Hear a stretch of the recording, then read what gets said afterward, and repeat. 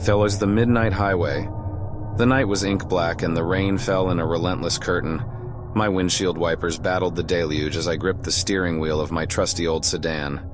The road stretched out before me, a glistening ribbon of wet asphalt that seemed to vanish into the abyss. I had been driving for hours and the fatigue was slowly creeping in, gnawing at my senses.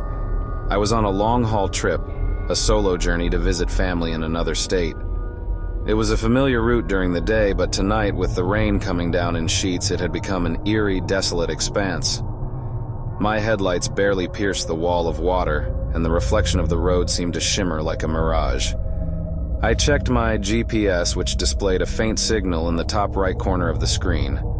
I was in the middle of nowhere, it seemed, with the nearest town miles away. It was then that I saw it, a signpost, battered and barely visible in the storm, announcing an exit for Ravenwood. Normally, I would have ignored such a sign, but the rain was relentless, and I was desperate for a break from the ceaseless torrent.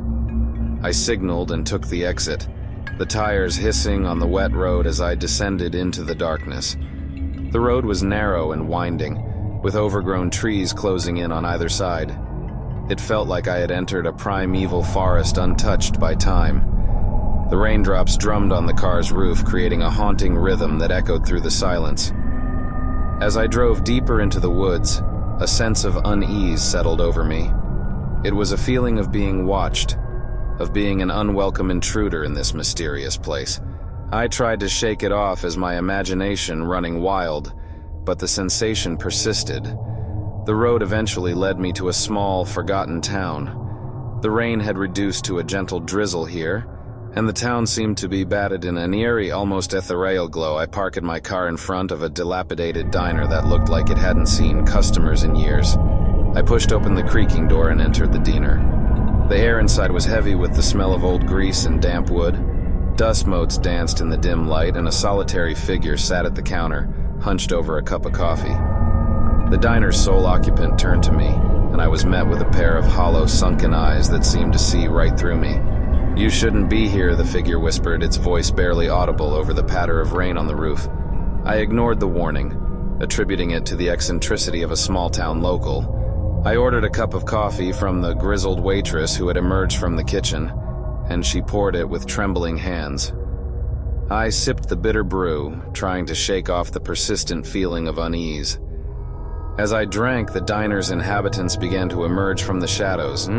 They were a motley group, dressed in clothes that seemed straight out of a different era. Their eyes bore into me, their expressions inscrutable. I could feel their collective gaze like a weight on my shoulders. A sense of dread settled over me, and I realized that I needed to leave this place immediately. I pushed away from the counter, leaving my coffee untouched, and made my way to the exit. The rain had intensified, and my footsteps echoed eerily on the deserted street. I rushed to my car, but as I reached for the handle, I froze. The rain had stopped, and the night was silent. The town had vanished. I was surrounded by an endless pitch-black void, as if the very ground I stood on had been swallowed by darkness. Panic surged through me, and I fumbled for my phone, desperate for any sign of life or civilization. But the screen remained blank, devoid of a signal. I was alone, stranded in an unfathomable void. That's when I heard it. The soft, distant sound of laughter. It echoed from all directions like a sinister chorus of mocking voices. I turned to see shadowy figures emerging from the darkness, their eyes gleaming with malevolent intent. I stumbled back, my heart racing, and rushed to get into my car. As I started the engine, the figures drew closer, their laughter growing louder and more sinister.